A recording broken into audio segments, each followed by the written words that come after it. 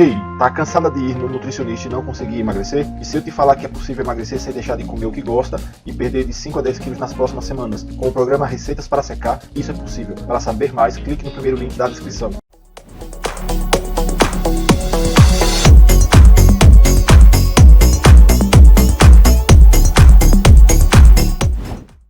Eu tenho uma pergunta para você. Vamos pensar em drogas psicoativas recreativas, tá? Drogas que de êxtase a cocaína. O cara usa, não é medicamento, o cara usa. Até quanto isso pode afetar a saúde mental do cara ao ponto de ele começar a desenvolver um problema psiquiátrico, por exemplo? Isso é de pessoa para pessoa, é tempo de uso. Porque entendendo a fisiologia aí do que você disse, essas regiões do cérebro que são hiperestimuladas e acabam sendo hiperestimuladas através dessas substâncias, elas criam, não sei se o termo certo é esse, lesões, ou ele cria alguma situação que faz dele uma pessoa resistente a hormônios como dopamina. Sim. Cara, quando o cara, por exemplo, usa um êxtase, usa uma cocaína, a dopamina dele deve ir para as alturas de uma forma suprafisiológica jamais vista. E isso tende a ir retornando ou não? A gente não sabe se os danos... A gente sabe que a adicção, uma vez desenvolvida, ela é crônica. A pessoa que foi uma vez adicta, o resto da vida ela vai ter que pisar em ovos com a substância. Às vezes a pessoa fica 20 anos em abstinência, sem usar, e aí acontece um problema na vida dela, ela volta quase no mesmo grau que parou. Existe um termo que você falou, lesão, né? Na verdade, são mudanças neuroplásticas. O nosso cérebro, ele é plástico. Quando você induz o seu cérebro a uma experiência, os circuitos mudam e se reconfiguram. Isso é a base neurobiológica de um aprendizado. Um cara chamado Eric Kandel ganhou o prêmio Nobel em 2000, porque ele mostrou que o seu cérebro, frente a um aprendizado, tem síntese proteica dentro dele. Renato, é igual, quer dizer, não é igual, mas é muito semelhante estruturalmente à criação de massa magra. Eu falo isso porque eu tenho um colega que ele Mas eu vou responder a sua pergunta. Tá, eu tenho um colega que ele foi usuário de cocaína por muito tempo. Muito tempo. E ele passou por clínica, tudo tal, e assim, quando jovem. E hoje, por exemplo, ele tem quase 50 anos. Se passaram 30 anos. Ele disse que quando ele lembra dessa época, ele tem ânsia de vômito, uma situação, um mal-estar muito grande. Então ele falou assim, e ele não tem nada a ver com a nossa área, né? Ele não tem nada a ver, engenheiro. E ele falou assim, Renato, é muito louco, cara. Se passaram 30 anos, mas o meu cérebro lembra. Porque quando eu lembro, por exemplo, quando ele vai contar alguma situação que aconteceu, já começa a dar dor de estômago nele, um frio no estômago muito grande, uma sensação já tipo, ó, o coração já começa a acelerar. Então, aí por isso que me veio essa curiosidade. Cara, deve ter acontecido alguma coisa no cérebro desse cara que registrou isso, porque, cara, passaram 30 anos e o corpo dele reage ainda a essa situação. Ó, eu vou te explicar uma parada agora que você nunca mais vai esquecer. De verdade mesmo. Você nunca vai mais esquecer. Lembra que o núcleo accumbens está no lado da região que forma vício? Esse núcleo accumbens, quando você vai estimulando ele com prazer, que no caso a droga causa prazer, de uma forma suprafisiológica, essa circuitaria migra para o estriado dorsal, formando um vício. O mesmo ocorre quando você faz musculação e quando você começa a fazer dieta, quando você começa a estudar, quando você começa a ter um comportamento saudável.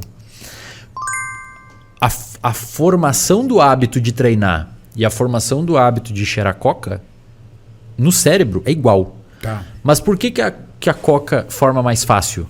Porque é suprafisiológica. Mas o circuito é o mesmo.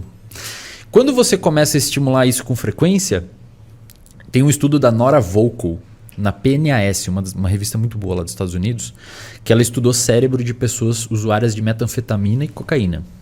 Ela foi olhar essa regiãozinha. Ela descobriu que essa região tem menos receptores de dopamina disponíveis. Ou seja, os receptores de dopamina, tal qual acontece com receptores de insulina, quando você come muita comida açucarada, eles internalizam. Eles criam resistência à ação. Existe uma contrarregulação dessa região com o córtex pré-frontal, que é a região que inibe o seu comportamento de consumo da droga. Então, quanto menos receptores de dopamina você tem devido ao uso excessivo da substância, menos ativo fica o seu córtex pré-frontal e menos você consegue controlar o seu comportamento. Então, esse mecanismo em looping é um mecanismo que explica cerebralmente a dependência química e a tolerância. Então, você precisa de mais, mais, mais. O que a gente sabe hoje, aí não foi com humanos, tá? Foi com macacos. Quando você vicia um primata não humano, um macaco, se você dá a opção dele usar cocaína, ele usa um macaco. É injetado. Ele aperta a alavanquinha lá e fica loucão. Caramba. Só que detalhe, o macaco alfa não. O macaco alfa usa menos cocaína. O subordinado usa mais. Porque eles formam uma hierarquia, né? O alfa tende a se usar menos cocaína se você dá a opção dele usar. Mesmo já tendo provado. Mesmo ele já tendo experimentado. Eles não... É que o alfa ele não tem muito porquê. Porque ele come bem, ele tem as fêmeas, ele dorme num lugar melhor. Digamos que ele já tem os recursos prazerosos na vida dele. Seria o equivalente a uma pessoa que treina, que tem uma rede de apoio em casa, tem família que ama, tem amigos legais, tem uma escola bacana. Tem uma namorada bonita. Ele tem menos o porquê. Agora, o cara que não tem tudo isso e que ainda sofre porque os macacos subordinados eles dormem na chuva, comem os restos, apanham. Quando você dá a opção da droga, eles se afundam, bicho. Deixa eu fazer uma pergunta. É legal, né? Então, olha, o enriquecimento do ambiente protege você contra o uso da substância. Só um momentinho, Paulo, perdão. Claro. E quando você vai olhar o cérebro desses animais, lembra dos receptores de dopamina? Eles têm mais, os macacos alfa. Então, a droga não tem tanto poder de reforçar eles. Eles sentem prazer com coisas simples. Não tem muito porquê. Então, seria, translacionalmente, de uma maneira bem grotesca, um cara fica felizão com um treino de perna e uma marmita depois, cara. Tão quanto o maluco que usa droga. É legal isso. E isso mostra por que o esporte hoje pode proteger muitas pessoas contra o uso de substância. Mas se você pega aquele macaco subordinado, que usa muita cocaína, e aí respondendo sua pergunta, e você deixa ele 300 dias, você vê primeiro que o cérebro dele fica, a lesão lá, como você comentou, fica uma mudança neuroplástica, some receptores. 300 dias sem o macaco usar droga, você olha o cérebro dele, ainda tá com... Ainda tem, não volta. Então talvez seja essa... A gente não sabe se em humanos é assim, se não, mas Mas é um estudo, né? Cara, é uma memória muito impactante e você botou um negócio exógeno ali. Pesado. Não é natural pro seu cérebro. Não. Ele não esquece aquilo. Por isso que o seu amigo, mesmo depois de 30 anos, ainda dá um negócio nele. E provavelmente vai dar o resto da vida. Caraca, velho. Então, o que eu ia te perguntar é o seguinte. Tem um livro de um sujeito chamado Robert Greene, que chama As Leis da Natureza Humana. E uma das coisas que ele fala é sobre você estar sob uma situação de perigo.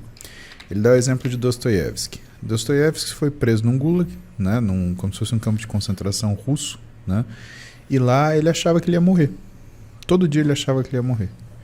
E ele só criou, e ele fala depois, que ele só escreveu tudo que ele escreveu, que são obras e obras, né, de uma qualidade literária ímpar, porque ele não sabia se ele ia viver no dia seguinte. Como que a gente consegue analisar essas duas estruturas? Porque o que você está me falando, óbvio, né, que é fruto de estudo e análise, e faz todo sentido, né? Se você tem uma mente mais preparada, se você tem uma condição melhor, né, se tem uma estrutura melhor, você vai perceber melhor os pequenos prazeres e você vai querer menos o prazer artificial, se dá para a gente colocar assim. Né? A razão pela qual também eu percebo que paciente meu, que quando ele começa a aumentar a intensidade de treino e que ele fuma, ele começa a diminuir a quantidade de cigarro. Perfeito. Ele acha em outro lugar o prazer. O cigarro começa a conflitar. Exatamente. Mas como que a gente explica essa situação, Wesley?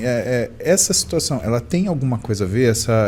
Esse vislumbre da morte iminente, ou essa sensação de perigo, essa sensação de desconforto extremo? Porque aí a gente está no outro oposto, né? O cara que está na situação terrível, né? Por que ele tem uma atitude que vai jogar ele para frente? É difícil, é uma pergunta muito difícil de responder. Mas existem algumas vias neurobiológicas que podem tentar explicar. Por exemplo... Primeiro, quando você está num contexto de estresse muito alto, cortisol alto, glicocorticoides alto, existe uma modulação inteira no seu cérebro que favorece você a ter um comportamento ou de luta ou de fuga. Você tende a ter um comportamento mais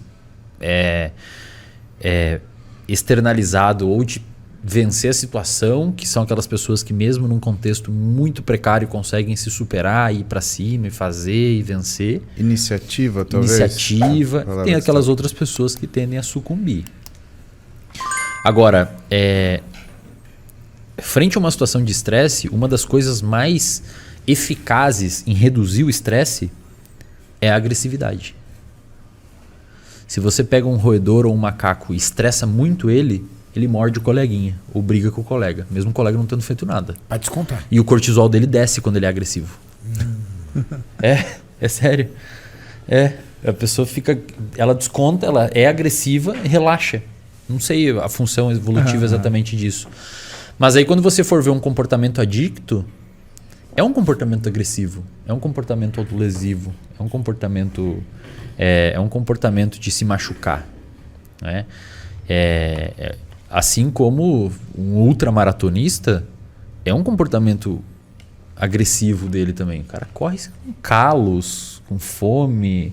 É um comportamento que ele um pouco que se autolesiona para chegar naquela performance. Era a segunda coisa que eu ia te perguntar, porque quando você falou assim, que a violência ela diminui o que é o nível de estresse da pessoa, eu ia te perguntar se a autolesão ela é uma forma de violência válida para essa premissa. Eu acho que sim. E tem alguns estudos bem curiosos assim que mostram que quando o time da casa, principalmente com o futebol americano, esses estudos são feitos lá nos Estados Unidos, né? Quando o time da casa perde para um adversário em casa, a violência doméstica aumenta no dia. Caramba, cara. A galera começa a descontar em casa, assim. E então o estresse ele gera um padrão de agressividade, inclusive com você mesmo. Se você tem premissas e circuitos de comportamento já pré-estabelecidos para fazer isso. Gostou desse corte? Se gostou, dê o seu like. Se você ainda não é inscrito no canal, inscreva-se. Aproveite para compartilhar esse e outros vídeos do canal, pois assim nos ajuda a trazer mais e mais vídeos. Contamos com você!